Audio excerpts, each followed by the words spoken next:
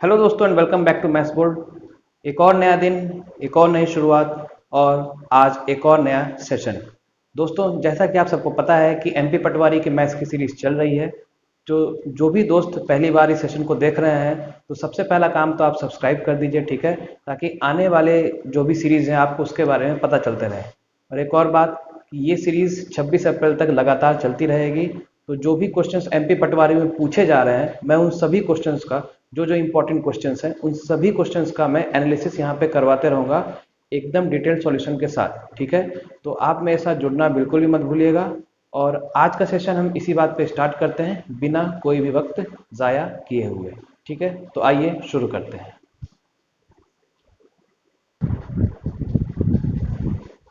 तो दोस्तों स्टार्ट करते हैं अपना आज का पहला सवाल, जैसा कि आप देख पा रहे हैं, ठीक है ना। तो एक सेकेंड, थोड़ा मैं अपना ये वायर अच्छे से अरेंज कर लूँ, ठीक।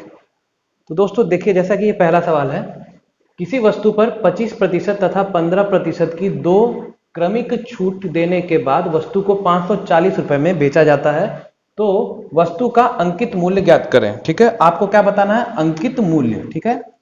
After giving two successive discounts of 25% and 15% on an article, the article is sold for ₹540, ठीक। तो then find the marked price of the article, ठीक है। अब दोस्तों ये सवाल बहुत ही प्यारा सवाल है, बहुत ही अच्छा सवाल है। इसका मैं जो तरीका बता रहा हूँ उस तरीके को ध्यान रखिएगा, ठीक है। देखिए सक्सेसिव डिस्काउंट का आपको पता है कि अगर मैं फॉर्मूले के बारे में बात करूँ तो डिस्काउंट का फॉर्मूला क्या होता है? 25 प्लस 15 माइनस 25 इंटू 15 बटे 100, ठीक है। अगर इसका मैं डिस्काउंट, अगर ओवरऑल डिस्काउंट निकालूंगा तो हमारे पास कुछ आंसर यूं आएगा 36.25%, ठीक है। ये दोनों डिस्काउंट को देने के बाद एक सिंगल डिस्काउंट हमारे पास जो निकल के आता है वो है 36.25%, ठीक है। समझ में आया? अब इसको हम क्या करेंगे? इसको हम कर देंगे भिन्न के रूप में कन्वर्ट, ठीक। तो देखिए 36.25% के बारे में अगर बात करें, ये हमारे पास क्या आया है? डिस्काउंट है, ठीक। और डिस्काउंट आप सबको बच्चों पता है कि हमेशा वो मार्क्ड प्राइस पर, मतलब अंकित मूल्य पर ही दिया जाता है, ठीक है। तो देखिए जब आप इसको भिन्न के रूप में लाएंगे तो ये आपका कुछ 29/80 के रूप में आएगा, ठीक है ना। 29/80, क्लियर। अब आपको पता है कि ये क्या है बच्चों? ये आपका डिस्काउंट परसेंट है, ठीक है। तो डिस्काउंट परसेंट है तो इसके सामने वाला जो अंश में हो गया वो हो गया डिस्काउंट, और नीचे जो हर में मतलब डिनोमिनेटर में है, चूंकि ये हमेशा अंकित मूल्य पे दिया जाता है तो ये क्या हो जाएगा? Marked price. समझ में आया? अब इसके बाद आपको पता है हमको यहाँ पे क्या दिया हुआ है? सेलिंग प्राइस दिया हुआ है, ठीक है। सेलिंग प्राइस मतलब क्या होता है? एमपी माइनस डिस्काउंट, ठीक है। 80 माइनस 29 कर देंगे, 80 माइनस 29 करेंगे तो कितना आ जाएगा? 51, ठीक है। अब यही 51 का मान कितना दिया हुआ है? 540, ठीक। 51 का मान कितना दिया है दोस्तों? 540। तो हमें किसका बताना है? हमें मार्क प्राइस से मतलब है।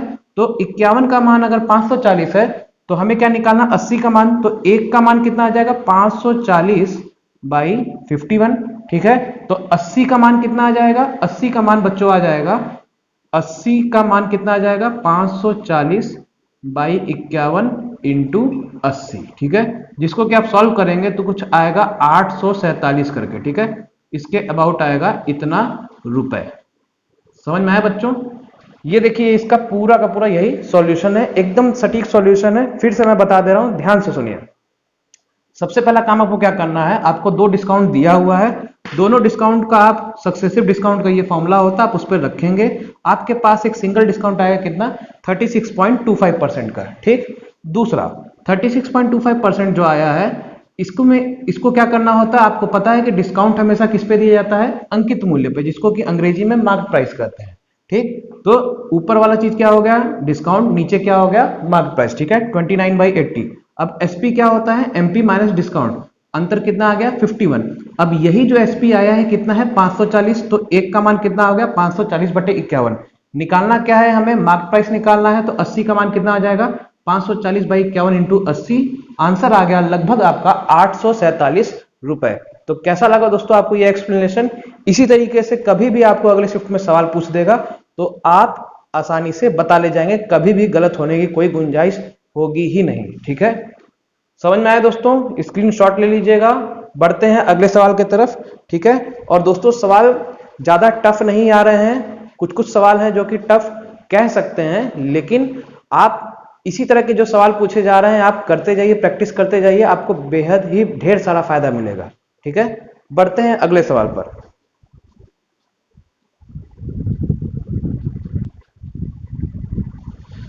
दोस्तों ये अगला सवाल है, ये बड़ा ही साधारण सा कॉमन सेंस वाला सवाल था, ठीक है ना, बल्कि मैं इसको कहूंगा कि ये एक तरीके से इसमें थोड़ा रीजनिंग का तड़का दिया गया है। जैसा कि आपने रीजनिंग में देखा होगा कि x is greater than y और y is greater than z, तो आप इससे ये निष्कर्ष निकाल सकते हैं कि x भी ग्रेटर देन z होगा। ठीक है, कुछ इसी तरह का कॉन्सेप्ट आपका इसमें दिया गया है, लेकिन सवाल की जो भाषा है वो काफी कंफ्यूजिंग है। ठीक है ना, आइए देखते हैं।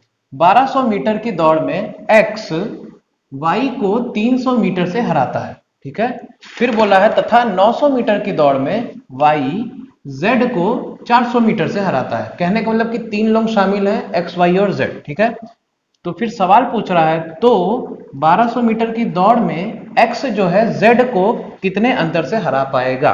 ठीक है, if x beats y by 300 metre in a race of 1200 metres and y beats z by 400 meters in a race of 900 meters, ठीक है ना, 900 meters, then x will beat z by how much in 1200 meter race।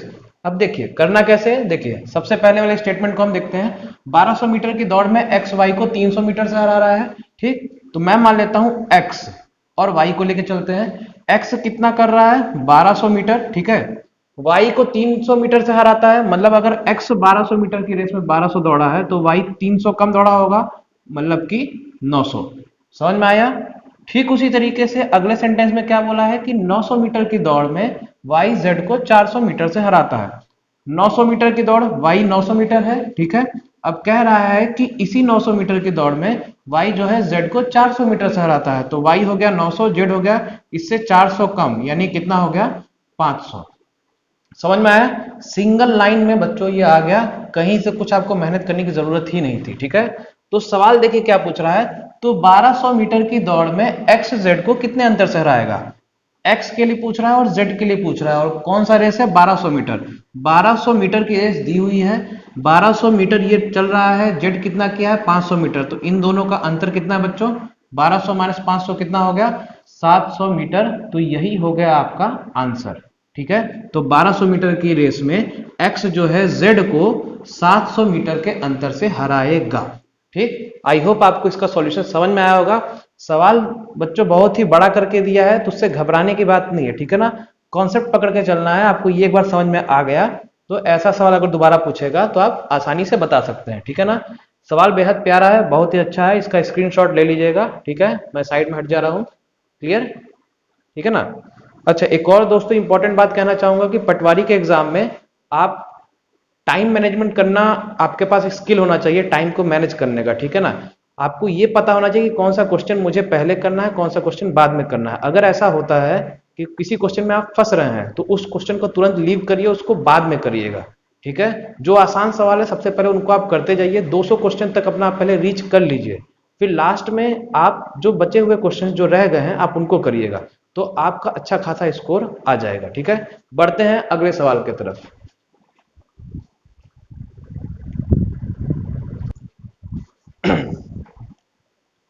अगला सवाल बच्चों, ठीक है, देखते हैं।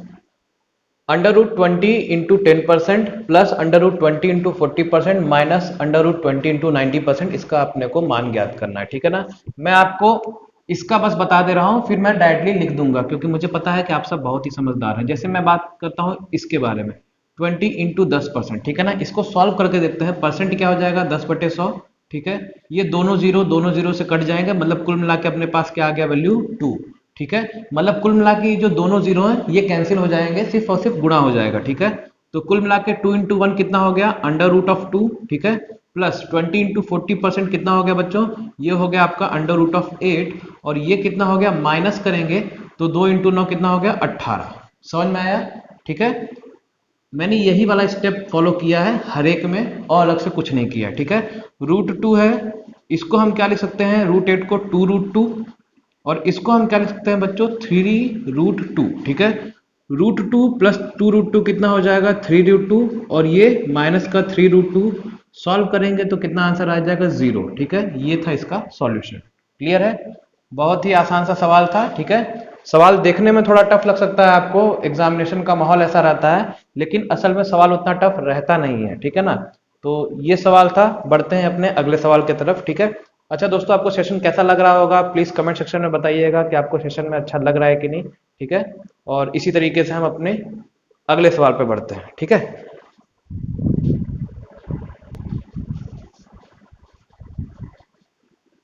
अगला सवाल दोस्तों, ये सवाल दोस्तों मैं कह सकता हूं कि ये थोड़ा कैलकुलेटिव है। ठीक है, सवाल है बार के ऊपर। सवाल क्या है देखिए, 32.4 बार प्लस 23.5 67 बार माइनस 44.59 बार। सबसे पहला ऐसा सवालों को सॉल्व करने के लिए सबसे पहला जो इंपॉर्टेंट चीज आपको ध्यान रखना है, आपको तो ये देखना है कि बार किसके ऊपर है। यहाँ पे सिर्फ और सिर्फ 4 के ऊपर बार है, यहाँ पे 6 और 7 के ऊपर बार है, और यहाँ पे केवल 9 के ऊपर बार है। ठीक है, तरीके इसमें बच्चों दो हैं, लेकिन मैं आपको जो तरीका बताऊंगा वो देसी तरीका है। ठीक है, वो ऐसा तरीका है कि आप कभी भी आपसे उसमें गलती होगी ही नहीं। ठीक, तो देखते हैं, जैसा मैं बता रहा हूँ स्टेप बाय स्टेप, बस बच्चों उस चीज को ध्यान रखिएगा। ठीक है, देखते जाइएगा। 32.4 बार प्लस 23.5 67 के ऊपर बार है। ठीक है, माइनस 44.5 और फिर यहाँ पे 9 के ऊपर बार है। ठीक है, हमें इसी का मान पता करना है। सबसे पहला काम हम ये करेंगे कि इनको अलग कर देंगे, बार को अलग और संख्या को अलग। इसको हम लिख सकते हैं 32 प्लस 0.4 के ऊपर बार। ठीक है, इस चीज को हम लिख सकते हैं 23 प्लस 0.5 67 के ऊपर बार। ठीक है, और इस चीज को बच्चों हम लिख सकते हैं क्या, माइनस का फिर ब्रैकेट में 44 प्लस 0.5 और ये फिर 9 के ऊपर बार लिख सकते हैं। ठीक है, अब देखो चूंकि ये ब्रैकेट है तो मल्टीप्लाई हो जाएगा, तो ये माइनस का 44 हो गया, और माइनस इंटू प्लस क्या हो जाएगा, माइनस। ठीक है, देख पा रहे हैं, क्लियर, मैंने ब्रैकेट खोल दिया है। ठीक है ना, समझ में आ रहा है। अब बार वाले को एक साइड रखेंगे और जो बिना बार वाले हैं उनको एक साइड। ठीक है, तो 32 और 23 कितना हो जाएगा, 55। ठीक है, 55 माइनस का 44। ठीक है, 55 माइनस 44, और फिर यहाँ पे क्या है, प्लस। प्लस क्या है, 0.4 का बार। ठीक है, प्लस 0.567 का बार। ठीक है, और माइनस कितना है बच्चों, 0.59 के ऊपर बार। ठीक है, यही दिया है। 55 माइनस 44 करेंगे तो कितना आ जाएगा, 11। ठीक, यहां तक तो देखिए हम पहुंच गए।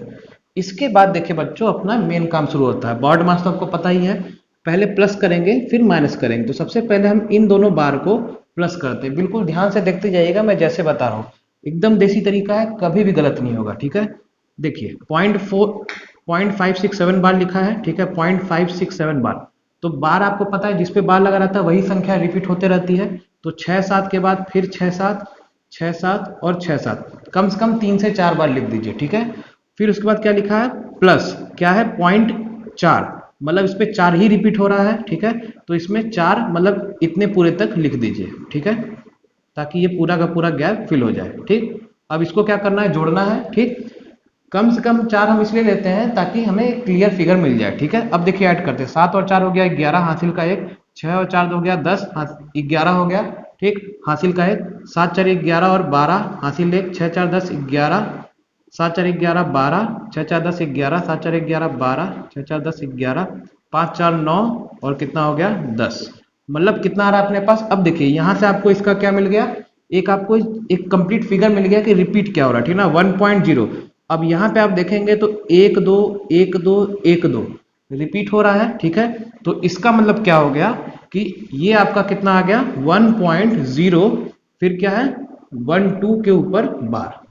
समझ में आया, ये चीज आप करेंगे, आपको कोई भी भिन्न भिन्न में करने की जरूरत नहीं पड़ेगी। ठीक है, सीधे सीधे आपको इस तरह से जोड़ना है, यही है अपना देसी तरीका। ठीक, अब देखिए ये अपने पास कितना आया, इन दोनों का योग 1.012 के ऊपर बार। ठीक है, अब इसका और इसका अंतर लेना है। ठीक है, तो वो भी करके देख लेते हैं। ठीक है ना, इस चीज को ध्यान रखे रहिएगा, मतलब अपने पास क्या है, 11 प्लस 1.012 के ऊपर बार माइनस 0.59 के ऊपर, मतलब 9 के ऊपर बार। ठीक है, आई होप आपने इसको कर लिया होगा। अब मैं इसको मिटा दे रहा हूं। ठीक है, स्क्रीनशॉट ले लीजिएगा। ठीक है ना, अब मैं इसको बताता हूं। ठीक है,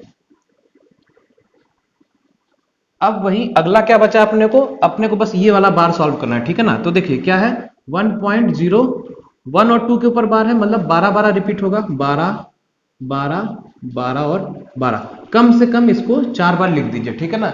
मैं आपको भिन्न में करने से बचा रहा हूं, ठीक। माइनस करना है, ठीक है ना, माइनस पॉइंट रिपीट क्या हो रहा है, 5 के ऊपर बार नहीं है, सिर्फ और सिर्फ 9 के ऊपर बार है, तो पॉइंट 5, फिर 9 9 9 9 9 9 9 9, ठीक है ना। मतलब ये गैप को भरने के लिए, ठीक है। माइनस करते हैं, 12 में से 9 हो गया 3, 10 में से 9 1, 11 में से 9 हो गया 2, 10 में से 9 1, 11 में से 9 2 1। तो ये देखिए अपने पास कितना आ रहा है, आप यहां पे भी देख पा रहे होंगे 12 12 12 ऐसे करके रिपीट हो रहा है, ठीक है। तो कुल मिला के क्या है कि अपने पास फिगर क्या आया है, इन दोनों को माइनस करने पर ये आया है 0.4, फिर क्या है 1 2 और इसके ऊपर बार। समझ में आया। तो कितना सिंपली आपने क्या कहते हैं इसको निकाल लिया। तो कुल मिला के आपके पास क्या है 11 प्लस 0.412 के ऊपर बार। समझ में आया। पूरा का पूरा देखिए आपका आराम से हो गया, ठीक। अब इसको अगर आप सॉल्व करेंगे तो क्या हो जाएगा, ये हो जाएगा आपका 11, 412 में से 4 माइनस करेंगे कितना हो जाएगा 408, ठीक है। और उसके बाद दशमलव के बाद कितना है, जिन पे बार लगा है 2 पे, तो 2 बार 9, और जिस पे नहीं लगा है तो 1 बार 0, ठीक है। तो आपके पास फुल एंड फाइनल आंसर आ गया ये, ठीक है। आई होप आपको बच्चों सॉल्यूशन समझ में आ गया होगा। कैलकुलेटिव सवाल था नहीं ये, अगर आपका कॉन्सेप्ट क्लियर होगा, अगर आपने इस तरह के सवाल प्रैक्टिस किए होंगे, बार पे आपका कॉन्सेप्ट क्लियर होगा, तो आप आसानी से ऐसे सवाल को कर ले जाएंगे। और जिन भी बच्चों का बार का कॉन्सेप्ट क्लियर नहीं होगा तो वो इस सवाल को बिल्कुल भी नहीं कर पाएंगे, ठीक है ना। तो ये दोस्तों कॉन्सेप्ट था। अगर आपको इसके सॉल्यूशन का अगर हल्का सा भी डाउट है तो मेरे को एक बार कमेंट सेक्शन में जरूर मेंशन कर दीजिएगा, मैं अलग से वीडियो आपके लिए बना करके मैं उसका आपको एक्सप्लेनेशन बता दूंगा, ठीक है। बाकी आई होप मेरे को ऐसा लगता है कि आपको समझ में आ गया होगा, ठीक है। बढ़ते हैं अगले सवाल की तरफ।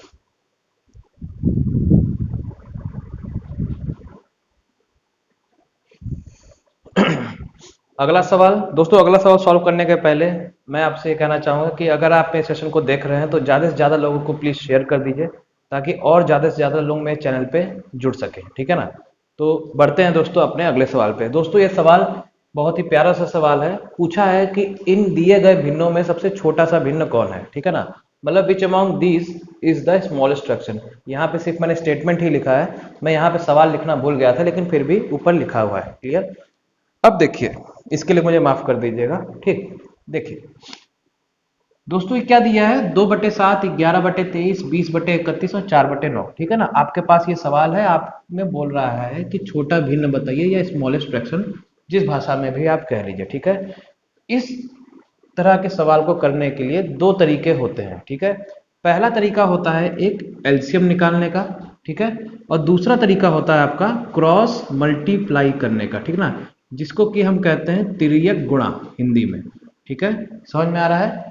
तो एलसीएम वाला तरीका कर सकते हैं, लेकिन सबसे अच्छा जो तरीका होता है वो होता है क्रॉस मल्टीप्लाई, ठीक है। तो मैं आपको थोड़ी देर के लिए बस 10 सेकंड का समय दीजिए, मैं आपको बता देता हूँ क्रॉस मल्टीप्लाई क्या होता है।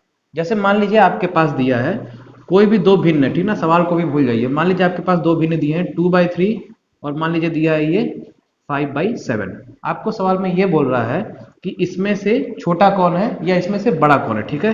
कुछ नहीं करना था, क्रॉस मल्टीप्लाई कर दीजिए, ठीक है ना।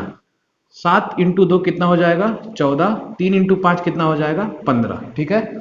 छोटा कौन सा है, 14 वाला छोटा है, और वो किसके सामने आ रहा है, इसके नीचे, तो ये वाला छोटा होगा, ठीक है।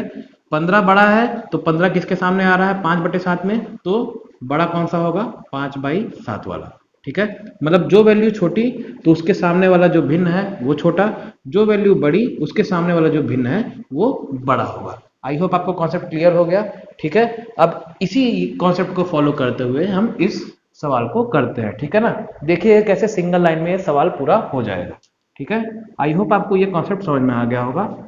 मतलब क्रॉस मल्टीप्लाई करना है, जो वैल्यू छोटी होगी उसके साथ का भिन्न जो होगा वो छोटा होगा, और जो वैल्यू बड़ी होगी तो उसके साथ का जो भिन्न होगा वो बड़ा होगा, ठीक है। अब देखते जाइए, ठीक है ना।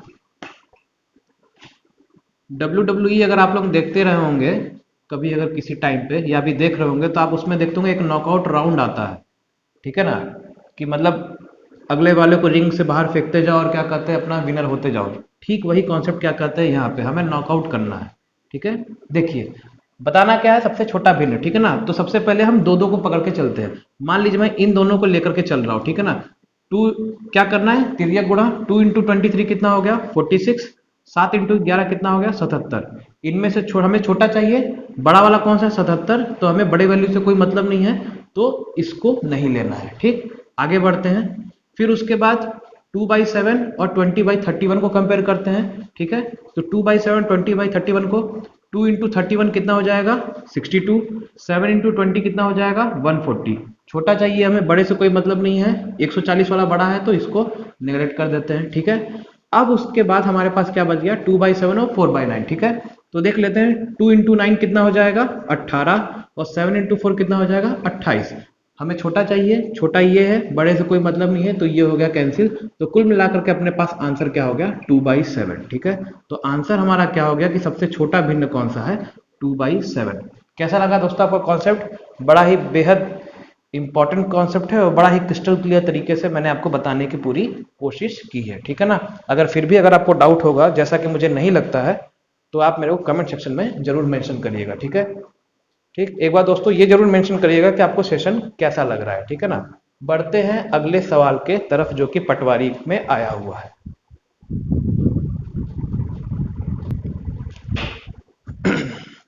अब दोस्तों ये अगला सवाल है धारा, नदी और धारा के ऊपर। ठीक है ना, सवाल देखते हैं। धारा के अनुकूल एक नाव। ठीक है ना, सवाल को देखिए बच्चों, कोई भी सवाल हो उसको बहुत ही ध्यान से पढ़ना चाहिए। ठीक है ना, सवाल पढ़ते समय कभी हड़बड़ी नहीं करनी चाहिए। ठीक, धारा के अनुकूल एक नाव 8 घंटे में 140 और 140 नहीं 40 किलोमीटर, ठीक ना, 40 किलोमीटर की दूरी तय करती है। ठीक, जबकि धारा के प्रतिकूल मतलब कि विपरीत दिशा में 13 घंटे 20 मिनट में समान दूरी, ठीक है ना, कितना समान दूरी तय करती है। तो शांत जल में नाव की गति कितनी होगी? ठीक है, अ boat covers a down stream, ठीक है, मतलब धारा के चाल की दिशा में, ठीक ना, distance of 40 kilometre in 8 hours while covers the same distance in upstream in 13 hours 20 minutes, then find the speed of boat in still water। ठीक है, तो देखिए अपने को क्या बताना है, speed of boat in still water. आपको पता है अगर मैं स्टिल वाटर की स्पीड x मान लेता हूं तो इसका डायरेक्ट फॉर्मूला होता है, अगर डाउन स्ट्रीम और अप स्ट्रीम स्पीड दिया हो, u प्लस v/2। ये हमारे पास डायरेक्ट दिया रहता है, ठीक ना। u मतलब क्या होता है डाउन स्ट्रीम की चाल, v मतलब क्या होता है अप स्ट्रीम की चाल। ठीक है, तो देखिए सबसे पहले हम डाउन स्ट्रीम की चाल निकाल लेते हैं। u क्या है हमारा डाउन स्ट्रीम। ठीक है, डाउन स्ट्रीम का दिया हुआ है कितना होता है 40 और 8, तो स्पीड बराबर क्या होता है दूरी बटे चाल, 40/8 मतलब कितना हो गया 5 किलोमीटर प्रति घंटा। ठीक है ना, ये क्या है आपके पास डाउन स्ट्रीम। ठीक है, डाउन स्ट्रीम स्पीड। ठीक है, उसी तरीके से v मतलब क्या है अप स्ट्रीम मतलब धारा के प्रतिकूल की चाल, वो कितना हो जाएगा, दूरी समान है तो कितना हो जाएगा 40 बाई समय कितना दिया है 13 घंटे 20 मिनट। अब 13 घंटे 20 मिनट को करेंगे तो मतलब 13 प्लस 20/60 घंटे में हम कर देंगे तो 20/60 यानी कि 1/3, और 1/3 को सॉल्व करेंगे तो किसके बराबर आ जाएगा 40/3 घंटा। समझ में आ रहा है? तो ये क्या हो गया किलोमीटर और घंटा कितना आ गया 40/3, मतलब ये ऊपर चला जाएगा, 40 से 40 कट गया, मतलब ये कितना आ गया 3 किलोमीटर प्रति घंटा आपके पास आ गई अप स्ट्रीम स्पीड। समझ में आया बच्चों? ठीक है, u का मान कितना है 5, b का मान कितना है 3, हमें क्या निकालना है x, तो हम सीधे सीधे इस पे रख देते हैं, क्या दिक्कत है 5 + 3/2 यानी कि 8/2, मतलब कि हमारा आंसर हो गया 4 किलोमीटर प्रति घंटा, जो कि है शांत जल में नाव की चाल। ठीक है, समझ में आया? तो कैसा लगा बच्चों सवाल? ठीक है, ये मैं आपको समझाने के लिए ये पूरा बताया हूँ। ठीक है, अगर होता तो मैं डायरेक्ट भी कर देता, लेकिन मेरा मानना है कि जिन बच्चों को अगर सवाल समझ में ना आ रहा हो तो वो ये देख लें एक्सप्लेनेशन, तो उनको भी समझ में आ जाए। ठीक है ना, तो दोस्तों ये पूरा का पूरा एक्सप्लेनेशन था। ठीक है, अब हम देखते हैं अगले सवाल की तरफ। ठीक है,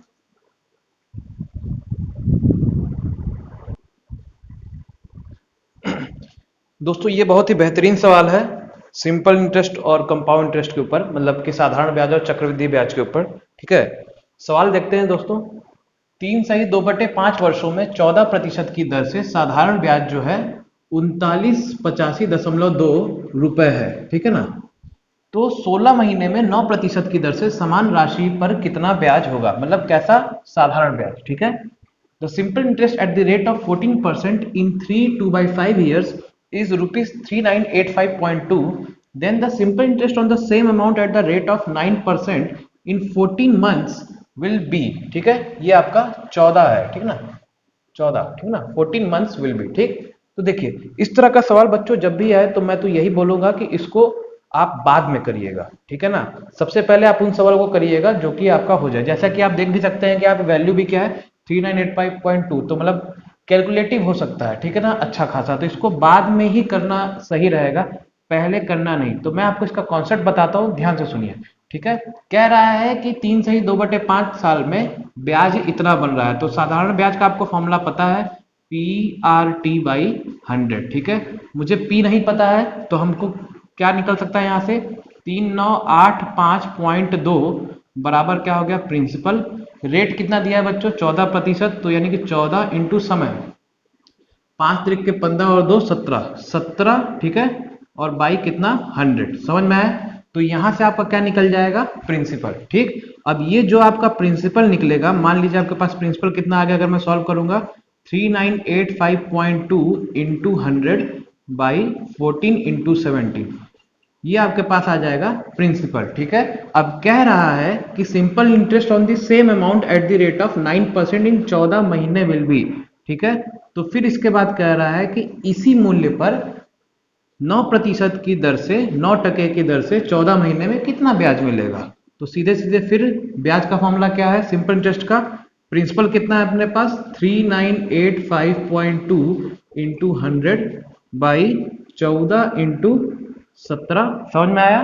ठीक है, इंटू 14 इंटू 17, और फिर उसके बाद क्या है, ये आपके पास क्या हो गया, प्रिंसिपल। रेट कितना दिया है बच्चों, रेट दिया आपके पास 9% इंटू क्या है आपके पास 14 महीने। ठीक है, 14 महीने मतलब कि आपके पास महीने को हम साल में करेंगे तो कितने से भाग देना पड़ेगा, 12 में, और प्रतिशत यानी कि बटे 100। इस पूरे को सॉल्व करेंगे तब जाके के पास आपके पास एक फाइनल आंसर आएगा। तो इसलिए मेरी आपसे राय है कि आप इस तरह के सवाल को सबसे आखिरी में ही करिएगा। बाकी जो कॉन्सेप्ट है वो आपका क्या कहते हैं, ये आपके सामने है। ठीक है ना, तो ये सवाल है आपके सामने, कॉन्सेप्ट भी है, मैंने आपको पूरा अच्छे तरीके से बता भी दिया, और मुझे उम्मीद है कि आपको समझ में आ भी गया होगा। ठीक है, बढ़ते हैं अगले सवाल के ऊपर। ठीक है दोस्तों, आज का सबसे बेहतरीन सवाल मैं बोलूंगा इस सवाल को, ठीक है ना, ध्यान से देखिएगा। और आप इस सवाल को पढ़ने के बाद आपको ऐसा लगेगा कि एमपी पटवारी में भी क्या कहते हैं, एसएससी के भी लेवल से भी अच्छे लेवल के सवाल पूछे गए हैं। ठीक है ना, देखते हैं सवाल, पढ़ते हैं कि सवाल में दिया क्या है दोस्तों। ठीक है, एक दुकानदार 600 रुपए में किसी वस्तु का मूल्य अंकित करता है। ठीक है ना, वस्तु पर कुछ छूट देकर 22% का लाभ कमाता है। ठीक ना, मतलब लाभ कितना है, 22%। यदि वस्तु का विक्रय मूल्य, ठीक है, 468.48 रुपए है, तो उस वस्तु का अंकित मूल्य क्रय मूल्य से कितना प्रतिशत अधिक होगा। ठीक, shopkeeper marks the price of an article at ₹600 after giving certain discount. ठीक, he makes a profit of 22%. if the selling price of the article is rupees इतना, then by how much percent is the mark price more than the cost price of the article। ठीक, देखिए पूरा story मैं आपको समझा देता हूं simple भाषा में, ध्यान से सुनिएगा। ठीक है ना, बहुत ही अच्छा सवाल है ये। ठीक है, तो ध्यान से सुनिएगा, बिल्कुल इत्मीनान से। देखो दिया क्या है अपने को, हमारे को दिया है मार्क प्राइस, कितना दिया है, 600 रुपया। ठीक है बच्चों, और फिर क्या बोला, को डिस्काउंट दिया जा रहा है, लाभ कितना है। सबसे पहले किसी भी सवाल को करने का सबसे बेस्ट तरीका होता है, जो भी चीज है उसको आप लिख लीजिए। ठीक ना, क्या है, प्रॉफिट हमको दिया है 22% का। ठीक है, सेलिंग प्राइस दिया है हमारे पास कितना है, 468.48 रुपए। ठीक है, ये तीनों इंफॉर्मेशन आपके पास दी हुई है। बोला है कि मार्क प्राइस कितना ज्यादा होगा कॉस्ट प्राइस से। ठीक है, मतलब यहाँ पे कॉस्ट प्राइस के बारे में बात आ रही है, तो सबसे पहला हमको ये दिशा मिली कि हमको कॉस्ट प्राइस निकालना है। ठीक है, तो सबसे पहले हम कॉस्ट प्राइस निकालेंगे, तभी तो हम ये बता पाएंगे कि मार्क प्राइस कॉस्ट प्राइस से कितना ज्यादा होगा। ठीक है, तो देखो कॉस्ट प्राइस निकालने का हमारे पास देखो यहीं पे ही लिंक है। ठीक है, शुरू कैसे करते हैं, देखो कॉस्ट प्राइस हमको पता है किसी भी वस्तु का जो क्रय मूल्य होता है वो अपने आप में कितना होता है, 100% पता है हमें। ठीक है, तो सीपी हमने कितना मान लिया, 100%। लाभ कितने का हो रहा है, 22% का, ये लाभ प्रतिशत है कितना, 22%, मतलब कि 100% प्लस 22% कितना हो गया आपके पास, 122%। ठीक है, ये आपके पास हो गया 22% का लाभ, और ये आपके पास लाभ होने के पास ये जो आया है ये क्या हो गया, विक्रय मूल्य। ठीक है, मतलब 122% आपका क्या हो गया, विक्रय मूल्य। ठीक है ना, मतलब क्रय मूल्य था 100%, उस पर 22% का लाभ जुड़ा, मतलब 122% आ गया आपका विक्रय मूल्य। क्लियर है, मैं स्टेप बाय स्टेप आपको समझा रहा हूं दोस्तों। ठीक है, अब 122% आपका ये जो दिया है यही आपका किसके बराबर दिया है, मूल्यों में 468.48 रुपए के बराबर। ठीक है, तो कहने का मतलब क्या है बच्चों, कहने का मतलब क्या है कि 122% का मान कितना दिया है, 468.48। ठीक है, अगर आप 1% निकालेंगे तो कितना आ जाएगा, 468.48 बाई 122। आई होप आपको दिख रहा है कि नहीं, लेट मी चेक, एक बार मैं देख लेता हूं, तब तक आप ये सॉल्यूशन देखिएगा। ये आपको नहीं दिख रहा है, ठीक है, मैं इसको साइड में सॉल्व कर देता हूं। ठीक है, 122% का मान कितना है, 468.48 रुपए। ठीक, अब उसके बाद देखिए अगर 122% का है, मुझे अगर 100% का मान पता चल जाए तो अपने को कॉस्ट प्राइस मिल जाएगा। ठीक, तो देखिए 100% का मान बच्चों कितना हो जाएगा, ये आपके पास हो जाएगा सीधे तौर पे 468.48 बाई कितना, 122 इंटू 100।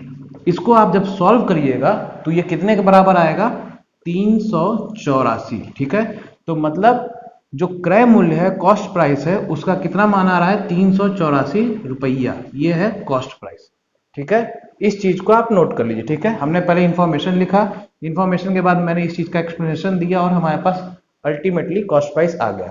ठीक, अब उसके बाद यहां पे देखिए क्या बोला है कि उसका अंतर जो है वो कॉस्ट प्राइस से कितना ज्यादा होगा। ठीक है, यही बोल रहा है, तो देखो दोनों का अंतर क्या हो जाएगा, मार्क प्राइस है 600 रुपए, कॉस्ट प्राइस है 384 रुपए, दोनों का अंतर बच्चों कितना आ जाएगा, दोनों का अंतर आ जाएगा आपका मतलब 600 माइनस 384। ठीक है, हमें ये अंतर ही पता करना है, और किससे ज्यादा होना चाहिए, कॉस्ट प्राइस से, तो नीचे हम लिखेंगे कॉस्ट प्राइस को, कॉस्ट प्राइस कितना है 384, और चूंकि प्रतिशत में बताना है तो इंटू करेंगे 100।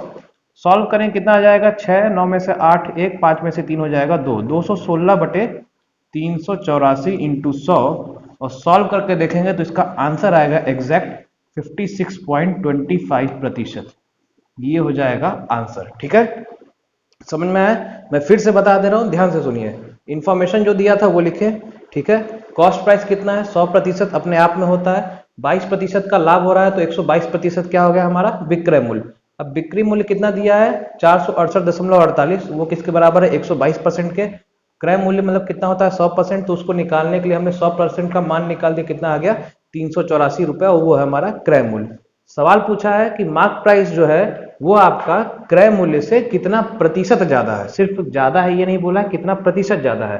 तो उसके लिए क्या होता है, जिससे कंपेयर करने के लिए बोलता है उसको हम नीचे रखते हैं। ठीक है, नीचे किसको रख दिया, कॉस्ट प्राइस को, और निकाल लिया इसका अंतर, क्योंकि वो जो पूछा है और प्रतिशत में निकालना है तो 100 से गुणा कर दिया, आंसर आपके पास आ गया 56.25%। समझ में आया, तो दोस्तों ये सवाल बहुत ही बेहतरीन सवाल था, और इस तरह के सवाल अब आप देख सकते हैं कि एमपी पटवारी में इस तरह के सवाल पूछे जा रहे हैं। ठीक है, तो ये वही बच्चे कर पाएंगे जिनकी एक अच्छी खासी स्तर पे एक प्रैक्टिस है। ठीक है ना, लेकिन बशर्ते इसके बावजूद आपको घबराना नहीं है सवाल को देख करके, इस तरह के सवाल को आप और प्रैक्टिस करते रहिए, ताकि आगामी आने वाली जो भी परीक्षाएं हैं, चाहे फॉरेस्ट गार्ड वगैरह का जिसका भी है, तो उसमें आप क्या करते, इस तरह के सवाल से आप पहले से ही तैयार रहे। ठीक है, तो दोस्तों स्क्रीनशॉट इसका लेना है तो आप ले सकते हैं। ठीक है ना,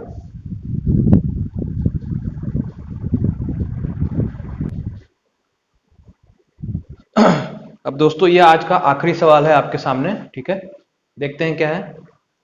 ए किसी काम को 20 दिन में करता है तथा बी उसी काम को 30 दिन में करता है, यदि दोनों एकांतर, ठीक है, मतलब एक एक दिन के गैप में, ठीक है ना, काम करते हैं तो काम कितने दिनों में पूरा होगा, ठीक। A can do a piece of work in 20 days and B can do the same piece of work in 30 days. If both work on alternate days, then in how many days the work will be finished, ठीक है। Alternate days वाला concept है, ठीक है ना। देखिए करना क्या है, सिंपल सा लॉजिक है। ए और बी के बारे में बात कर रहा है, ठीक है, बस स्टेप बाय स्टेप समझते जाइएगा। ए कितने दिन में कर रहा है, 20 दिन में। बी कितने दिन में कर रहा है, 30 दिन में। दोनों का एलसीएम आ जाएगा 60 दिन। अगर क्षमता के बारे में बात करें तो 20 का क्षमता क्या हो जाएगा, 3। इसका कितना हो जाएगा, 2। क्लियर है। अब बोल रहा है कि एक एक दिन छोड़ के काम करते हैं, तो कहने का मतलब कि अगर 2 दिन के लिए बात करें, मतलब 2 डेज, ठीक है ना। 2 दिन में क्या कहते हैं, उन्होंने कितना काम किया होगा, 3 + 2 कितना हो गया, 5 यूनिट। 5 यूनिट यानी कि 5 इकाई, ठीक है। 5 यूनिट है। कुल कार्य कितना है बच्चों, 60 है। तो 60 कार्य को करने के लिए, मतलब 60 यूनिट को कार्य करने के लिए कितना गुणा करना पड़ेगा, 12। तो यहाँ पे 12 का गुणा किए हैं, तो यहाँ पे भी 12 का गुणा कर देते हैं। तो मतलब कितना आ गया, 24 दिन। और यही आपका आंसर है फाइनल, ठीक है। समझ में आया आपको। एक बार इसका स्क्रीनशॉट ले लीजिएगा, ठीक है।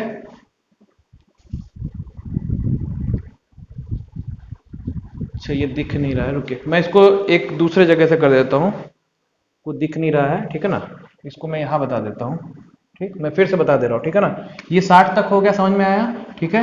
अब ये एक एक दिन छोड़ के काम कर रहे हैं, इसका मतलब कि 2 दिन में इन्होंने कितना काम किया होगा, 5 यूनिट कार्य किया होगा, ठीक है। 5 यूनिट। कुल कार्य कितना दिया है, 60। तो कुल कार्य लिख दे रहे हैं 60 यूनिट। अब 5 से 60 में पहुंचने के लिए कितना मल्टीप्लाई करना पड़ेगा, 12। तो जितना यहाँ पे गुणा करेंगे, ठीक उतना ही यहाँ पे भी गुणा करेंगे। तो कितना हो गया, 24 दिन। और यही हो गया आपका फाइनल आंसर, ठीक है। सिंपल सा इस क्वेश्चन में इतना ही करना था, इससे अलावा आपको कुछ नहीं करना है। ऐसा ही सवाल पूछा जाता है, ठीक है। तो ये दोस्तों आज का सवाल था। आज के जो बेहद मुख्य जो कि अच्छे तीखे मस्त सवाल थे, मैं आपके सामने लेकर के आया हूँ, ठीक है। तो मुझे उम्मीद है कि आपको आज का सेशन बहुत ही अच्छा लगा होगा।